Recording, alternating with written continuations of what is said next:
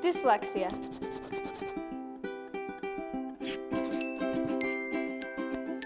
What is it?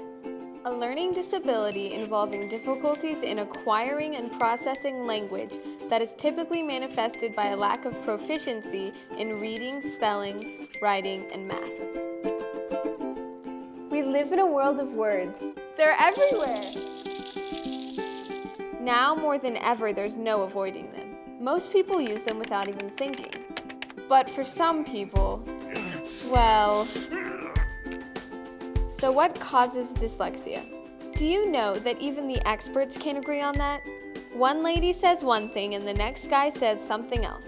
It all depends on where they're coming from, and each one of them is going to tell you what kind of therapy is best. But hey, if you're one of the 20 million adults in America who have dyslexia, or if you're among the 10 to 20% of kids at your school who live with it every day, then none of this is news to you. You've already been told that people like movie director Steven Spielberg and business magnate Richard Branson both consider themselves dyslexic. A lot of famous and successful people are, so you know you're in good company, right? Hi, Tom. You've already been told that just because you have dyslexia doesn't mean you aren't super creative and smart. You just have to work twice as hard as your buddy to get the same result. Finished! But did anyone ever tell you dyslexia can be reversed? What? Well, according to Dr. Phyllis Books, dyslexia can be reversed. She has treated thousands of kids and adults and has witnessed 80% of them get back their superpowers. And did I mention she has a new book telling you all about it? Even the title gives it away. Dr. Books redefines dyslexia, challenging the traditional views on the issue. Sure, she tells you what clues to look for as possible signs of dyslexia, but you'll be surprised to hear that it's not just all about letters and numbers in your brain.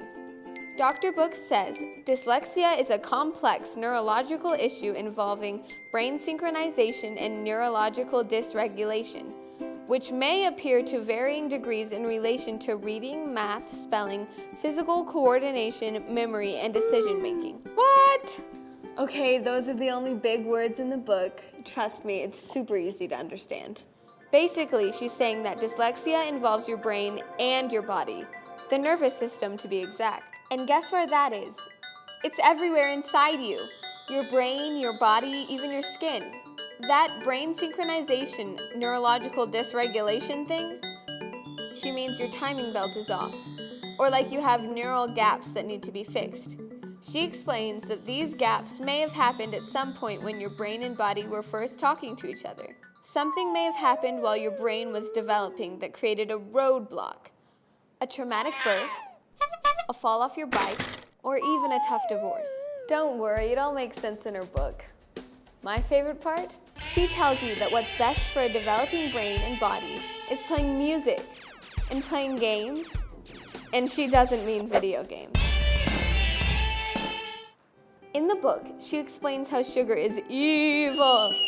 Okay, not evil, but she says there are some things that you eat that can possibly be getting in the way of those neural pathways working smoothly. You know, those pathways that help you read and write, like your hearing, your eyesight, your motor skills.